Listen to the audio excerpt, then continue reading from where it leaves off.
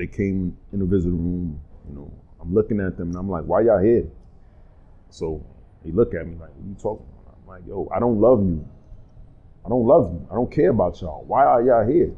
This is what you're saying? This is what I told them. And why? We'll get to that. And my dad, he called me Bongo. That was his nickname for me. And I just gave y'all something that y'all gonna be able to blackmail me with for the rest of my life. But he called me Bongo. And I was like, I don't love y'all. And they was like, what are you talking about? Why do you say that? I said, I was out there selling drugs. I was out there getting high. I was out there stealing from people, robbing people. You don't do, I said, I stole from y'all to get high. You don't do that to the people that you love. Why y'all here? I don't love y'all. Love is not a word, love is an action. My action showed you that I don't love you. Why are you here? And my father looked at me and he said, now you're getting it, Bongo. And he started crying. Now you're getting it. It's hitting you. You know what I mean? And he started crying. You covered. That was the first time I ever saw my father cry. That was my next question to you. The situation you're in was the company you kept. Absolutely. And the company you kept was the things you were doing. It wasn't the things you was accused of, but you had other things you did that brought you to. It's a series. Yeah, that brought me to Pennsylvania in the first place. Right.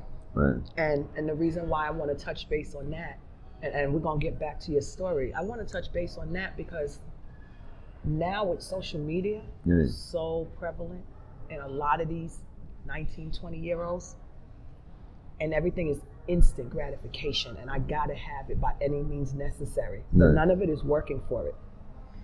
And what you're saying, you're not blaming anybody, but it's the company you chose to keep that kind of navigated you to unfortunate circumstances.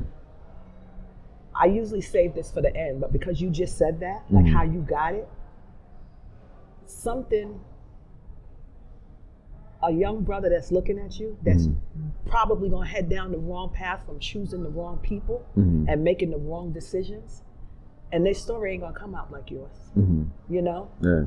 How, I'm gonna say it different than I normally say it. If you can talk to 19-year-old Roderick for the choices he was making, or if you can go back, we gonna get high. People get high. You're not gonna be a saint. Tell me the path you would do different other than being in that car. Tell me what you would do different to change that whole scenario. Everybody has somebody in their life that loves them and cares about them. Did you know that then? Did you feel that then? At times, I didn't understand it then. A lot of people don't understand love. A lot of people misconstrue love. You know, men, young boys, teenagers, we got this thing called pride. We got this thing called ego. So when somebody's telling us to do something, what? It's not always somebody. It's your team. A mother, a father, a sister, a teacher, a mentor, you know, somebody who, sees you growing up in a building and they're telling you to do something. You know in your heart that's what they're telling you is right, but we got this ego, this muchacho, this pride, you not going to tell me what to do. But deep inside, you know what they saying is right, but you're trying to figure it out. You want to figure it out on your own. You don't want, you want to do it your way. You don't want somebody to create your path, create your lane. You want to create your own lane. You want to, figure things out on your own. You want to be your own man. You want to do it your own way. Me, I had those people. 8 was one of the people, like I was in, let me get to the beginning. Like I said, I came up middle class. My mom was a nurse, as I said, computer technician. My dad was a cop. We had good money coming in the house. I didn't have to sell drugs. I didn't have to be in the streets smoking weed, selling weed, carrying guns. I chose to do that, and I chose to do it at an early age because my parents was going through their own thing in regards to separation. And I figured if I would do things to act out, I would get their attention. And if I get their attention, they have to talk. Because right now they're not talking, they're fighting. But if their son has a situation, they're going to come together and figure it out. Right. They ain't got no choice. Sometimes it works. But do you think that's what you thought? I'm going to tell you why I'm asking. People have kids, and we're, as women, as parents, we're always trying to get to the bottom of what is our teenagers, what is our children, what is our adult male children, how are you processing things? So your parents are going through a divorce, and it's going to sound naive how I'm asking it. They're going through a divorce, and you curate in your head, I'm going to do something so drastic that's going to force them to pay attention with me, or was it more of an outlet? Like, I don't want this to happen. I'm not going to go as a male crying on another guy's shoulder like, oh, they're going through this. And it's just like, I need an out. I need an out. Like, I want to understand because we have kids. And we may not be as extreme, may not be those same circumstances, but we're always trying to figure out, if I'm setting you up on this path, same thing you're saying, the money's coming in, you're living a good life. What makes you say, or do you really say they're going through a divorce? What can I do so drastic to force them to see me? That's exactly was my thought process. I know I would see it in the house. When I would do small things, you know, they would talk. They so would when get you a act heated out, argument. right, okay. And I act out, Rex get him, Gloria get him, you know, and they sitting down and talk. How can we, you know, stop this behavior? Can't we stop? So I'm like, oh, I'm gonna use this to my benefit. But it backfired because now I'm going out, I'm cutting school, I'm getting high, I'm drinking, and these are addictive behaviors. Selling drugs, getting money is addictive behaviors. A lot of people sell drugs because they're addicted to getting the money.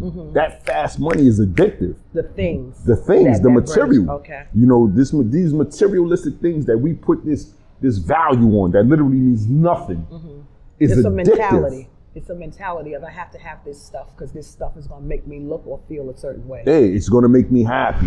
You know what I mean? Oh, I get the brand new pair of sneakers. What they call it, shopping therapy or something like that. It feels good to get brand new sneakers. You know what I mean? Or a piece of jewelry. Now you got this nice piece of jewelry and you getting the girls' attention. You know what I mean? You may be the ugliest boy on the block, but you got that Cuban link on and them girls is looking at you, they smiling. But you know that what I mean? wasn't your problem. You was never ugly, so that wasn't your situation. But you're giving examples, right? Yeah, I'm giving examples. Okay. So you know, you getting attention, and that's addictive. Attention is addictive. So you got all these addictive. And with attention from the females come the respect. So you think. Yeah. So you think. From the brothers. You know what I mean? So now you got all these addictive, you know, behaviors going on. So now you caught up in a whirlwind of addiction, and you don't even know it. Coming. And you got to keep it. You got to keep it. You got to keep it. You got to. So you diving in more. You diving in deeper. You diving in deeper. Now, mind you, I got these girls that I'm meeting, and I have these 4 kids. Now, so I'm gonna go back to that because you told me you went in at 20. At 20. You had 4 kids before 20. I had 4 kids before 20. I got locked up December 12th. My youngest, my son, was born September 20th, 3 months before I got locked up. So. Now, mind you, I'm an 8th grade dropout, 20 years old, no GED, no high school diploma, 4 kids. My mindset is, how am I going to provide for these kids, their mother and myself? At that time, my ignorance is telling me I have no choice but to sell drugs. This is the only way I can survive. This is the only way I can feed my children. This is the only way I can clothe my children. Now, mind you, all I really had to do, first of all, was not be so promiscuous. That's first of all. Right. First of all. Right. But second one was go to my family. My family would have did anything for me. But a lot of us don't. We feel ashamed. We feel embarrassed. You know, we feel prideful. We don't want to go to them, tell them we need help. I told you so. You don't want the I told you so. You don't want the disappointment. Right. You know, so I got that, and then I got these addictive behaviors, and I got this image to keep up. You know what I mean? So I'm head first in the streets, trying to provide for my family, my kids, their mothers, and I got the older guys from the building. You know what I mean? Your brothers and many others. that's, that would see me in various parts of the city. And I don't know, like, would pull up on me. What you doing out here? Mm-hmm. Get in this car. And start dropping wisdom on me. You know what I mean? And a lot of it saved my life in certain circumstances and situations, because I would replay. Sometimes you can have a conversation with me and you don't think I'm listening to you because my attention span is short. Like, I could be in a conversation and I'm listening. I'll share this with you. You know how you said you listening? I experienced that because I came up to you, we was in the back of the building, and I spoke to you. I said, "Hey, I'm Kim. Do you know how?" You was like, you gave me a look at the initial meet, and then you just kept looking this way. You was like, "Yeah, I know you are." And so in my mind, I'm gonna be real honest with you. I was like, "The fuck?" Like, he said he's interested, and he's being on cold and shit. Now, not that you was supposed to hug me and be all of this, but I'm like, "Is Kevin sure?" I was like, "So, are you interested in the show?" You're like, "Yeah, he told me. I'll do it." But just like straight sentences, straight facts, and I'm not giving you no more. And I'm just like, okay, I'll get your information. And so I left, and I'm talking to my husband. I'm like, he said he wants to do it, but I think he just said that because you were so ice. And it was like, I knew you heard me, but I didn't know that you heard me.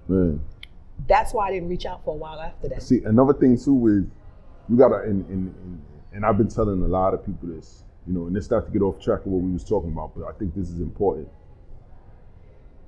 When you're in prison, you're surrounded by men, and you're in a very dangerous. The jail I was in is considered the supermax of. It's the maximum SCI Green, Waynesburg, Pennsylvania. I'm surrounded by alleged killers, serial killers, rapists, murderers. The worst of the worst is on the block that I'm on. And at this point, you're in solitary though? Yeah. Okay. So, but being in solitary, you see them when you go to the shower, when you go to the yard, when you go to the law library. Like, you're interacting with these people. Okay. You know what I mean? You're being put in cages with these people. You know what I mean? And granted, you're handcuffed, you're shackled, but when you get put into these cages, they take that stuff off. You know what I mean? And sometimes you're in open areas and your head is on a swivel. So you find a wall in a room. When someone's talking to you, you always got to be alert of your surroundings. Alert of your surroundings, no matter where you at. So I'm talking to you. You hear me, you see me. But I hear everything you saying, but I'm paying attention to everything that's going on around me. Okay. You know what I mean? But I'm hearing everything you saying. But I'm watching everybody and everything that's going on. So that, and the fact that, again, you around men for 24 years. So when you come home now and you have interaction with women, when you're in prison, you can't come off genuine, sincere, charismatic, you coming off, you in a conversation with a dude, straightforward, straight to the point, no weakness. Did I look like a dude? Seriously? No, okay. No. Go ahead. Straight to the point, serious at all times. And then when I come home and I got my 3 daughters, my daughters' mothers, you know what I mean? My girlfriend, my mom, my aunts, and I'm talking to them, my sisters. I'm talking to them with the same aggressive mannerisms, voice, behaviors, and they looking at me but like... that's all you know for that long. You've got to learn to adjust. They got to learn to give you time. That's my point. Okay. So I found that that's been one of the hardest things to adjust to. How do I talk to, and listen and pay attention to the women in my family. Be understanding when they need to be heard. Because one of the most important things you could do for a woman is listen to her. You know what I mean? So understand when they need to be heard and not shut them down or push their feelings to the side, because that's what I'm used to doing in jail. You know what I mean? You don't sit there and talk to dudes in jail about your feelings and I'm feeling blue today and this is what? You know what I mean? I get you caught out there, yeah. You feeling what? Hey, yo, somebody come. You know what I mean? So like, so to come from the frying pan to a deep freezer like this, and I had no preparation. You know what I mean? I walked in the courtroom, they said, yo, Mr. Johnson, you are free to go. You know what I mean? So it's like, oh, what? You know what I mean? So to come home and have to... I want to get back to that, because we jumped to come home, right? You're in there, you're fighting for your life. You're accused of what you're accused of. And you're still fighting, you're still doing research, you're still... You get the sentence. What in you is saying this is not over? You're already sentenced. My belief in God. So what are you doing? You're sentenced. Praying. You're still praying hard. In touch with a lawyer? Yeah, absolutely. I had lawyers from the beginning. My father spent his life saving on my freedom, on my lawyers.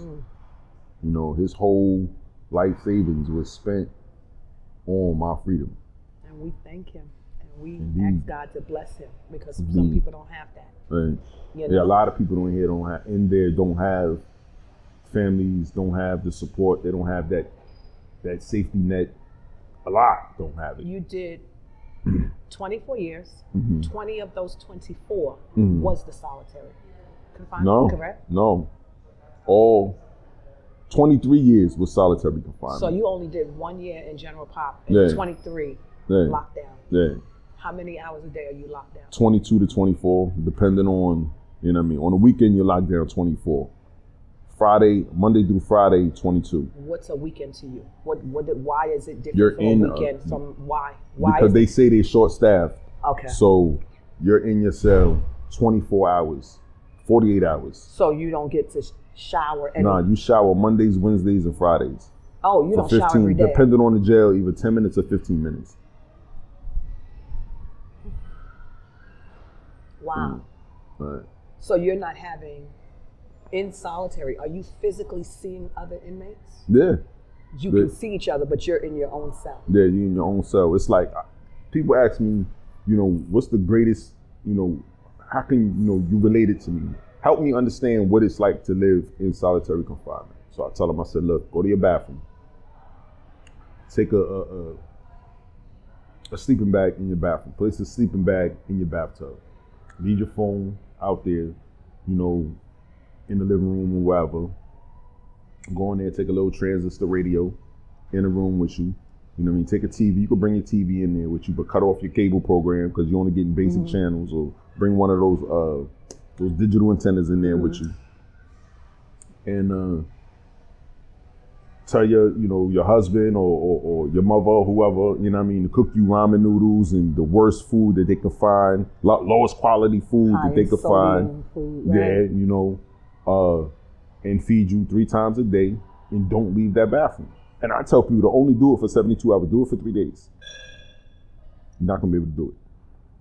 You're gonna eat all your food in that bathroom right next to your toilet. You're gonna sleep in that bathtub, and you're gonna wash up in that sink. You know what I mean? Do it for 3 days. Do not walk out of that bathroom for 3 days. You're not gonna be able to do it. But we ain't have no choice. We couldn't, after those 3 days, walk out of the bathroom. We lived in that bathroom for decades. How, in that bathroom, are you processing hope? How is hope coming to you when you living in that size? How is hope coming to you when you've already got your sentence and they said, this is it, we're done, this is your life, this is where you live? How are you holding on? I know you said God. I know you said a whole lot of praying. Are your lawyers, are your family? It really wasn't even my lawyers, because don't get me wrong, I had good lawyers, but a lot of times I would go on a visit, and because I was studying law from the beginning, you know what I mean? So I would go on a visit and I would tell my lawyers stuff that they didn't know. They was like, man, why did I ain't think about that? And I'm looking at them like, why didn't you think of that? You went to law school. You know what I mean? Why I'm in the law library doing all this work? Or my Wait, I want to pause you there. Because I've heard you say that several times. Your family background, that you were studying, that you were looking up stuff, that you were letting them know. But you started with, you dropped out of 8th grade. How are you able to understand that? How are you doing that? I'm speaking to you now. clearly articulate. How are you doing this with an 8th grade level? I learn quick. I'm a quick learner. And self-taught. I'm self-taught. You know, I would go to the law library, and there was a guy named Tippy Wallace, who was one of my mentors. Mumia Abu Jamal was one of my mentors. Robert Sugar Bear Lark was one of my mentors. I would go to them, and because I would see them helping other people with their case, and I go to them. From in yourself. Yeah. Okay. So, or law library. The law library was designed like, if you ever go to a dog kennel, you see how the cages are set up. That's how the law library was, but it was 4 cages. But when you go to the yard, it looked just like a dog kennel. It's like 126 cages. But you go to the law library, and you see them sitting next to each other like this. There's 4 cages. So they sitting there, they, talking, passing, legal work back and forth. So I'm like, I gotta talk to these dudes. I gotta get in on this. So I didn't know what a Atlantic series was, what a Westlaw was. I didn't know what a LexisNexis was. I didn't know what shepardizing was. I didn't know none of this stuff. So I didn't know what a case law was. I didn't know what a case site was. So I got to the law library, and I'm like, yo, I need you to work on my case. I'll pay you, help me with my pills, teach me this, teach me that. And they like, no. All 3 of them said this, no. So I'm like, what? Yo, what? You know what I mean? So they like, we're going to teach you how to help yourself. Because when we're not around, you're going to be lost. You ain't going to know what to do. So they started showing me, look at this, look at that. So once they started showing me, read this, look at that, then I started reading it. And I would read cases after cases. A case site to me is better than a novel. 1, because it's alleged true story. 2, you learning something that can benefit you. Actual examples of what alleged happened. Happened. And this is stuff that is changing the world, making laws. You know what I mean? So not only is it helping me and going to save my life, but this is changing the world. Because everything that goes on in this world is starting and coming from a case law. You know what I mean? Be it abortion rights, education. Such and you know such what I mean? Versus such and such, right? These cases is what's changing, is what's shaping the world.